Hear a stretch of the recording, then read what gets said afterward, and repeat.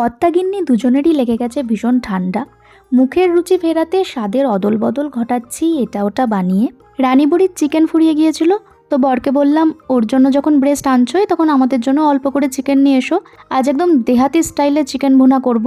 বেশি করে রসুন, আদা, কাঁচা লঙ্কা, জিরে, গোলমরিচ জল ছাড়া মিক্সিতে একটু ঘুরিয়ে নিয়েছি।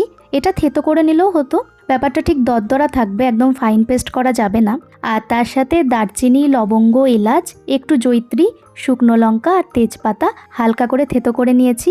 থেতো করে নিলে গন্ধটা ভালো বেরোয়। আর গুঁড়ো মশলার মধ্যে লাগবে হলুদ গুঁড়ো, ধনে গুঁড়ো, রঙের জন্য কাশ্মীরি লঙ্কার গুঁড়ো আর একটু গরম মশলা গুঁড়ো। ব্যাস এইটুকুই হচ্ছে উপকরণ। রান্না শুরু হয়ে গেছে। সর্ষের তেলে থেতো করে রাখা গোটা মশলাগুলো প্রথমে দিলাম, তারপর গেল পেঁয়াজ কুচি আর গোটা রসুন। মাস্ট, এ রান্নায় গোটা রসুন দিতেই হবে। চিকেন সেদ্ধ হতে বেশি সময় লাগবে না, তাই রসুনগুলো প্রথমেই দিয়ে দিয়েছি। লাল লাল করে পেঁয়াজ ভেজে নেওয়ার পর তারপর হাই ফ্লেমে 7 থেকে 8 মিনিট চিকেনটাও পেঁয়াজের সাথে ফ্রাই করে নেব।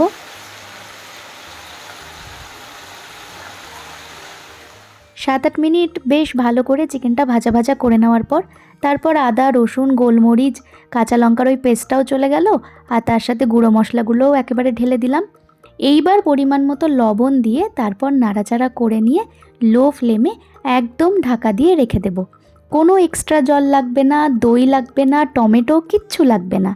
ধীরে ধীরে লো ফ্লেমে একদম চিকেন নিজের ময়েশ্চারে নিজেই সেদ্ধ হয়ে যাবে। আধ ঘন্টা মতো তো সময় লাগবেই, মাঝখানে শুধু একবার একটু নাড়িয়ে চাড়িয়ে নিতে হবে। বেসিক কিছু মশলা, বেশি কিছু উপকরণ লাগে না, সময়ও কম লাগে। এই দেহাতি স্টাইলের ভুনা চিকেন যদি ট্রাই না করে থাকো একবার প্লিজ ট্রাই করে দেখো।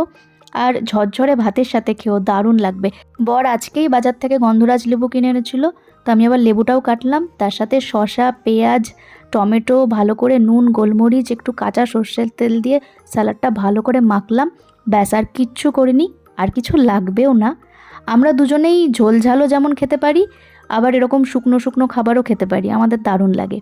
আর আজকে এই ভুনাটা অনেকটা কালাভুনা টাইপের হয়েছে, একদম ঝাল ঝাল স্পাইসি, মানে গরম মশলার একটা স্ট্রং ঝাঁজ আছে, তার সাথে গোলমরিচ, কাঁচা লঙ্কার ঝাল মিলে মিশে একদম আহা।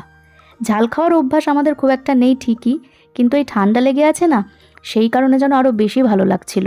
দুপুরে আজকে আমাদের লাঞ্চ আমাদের হিসাবে একদম সুপার ডুপার হিট। মোটামুটি একবেলাতেই আমরা 80% সাবার করে দিয়েছি, রাতের জন্য 2 পিস পড়েছিল। তো চলো বন্ধুরা, আজকের মতো আসি, টাটা।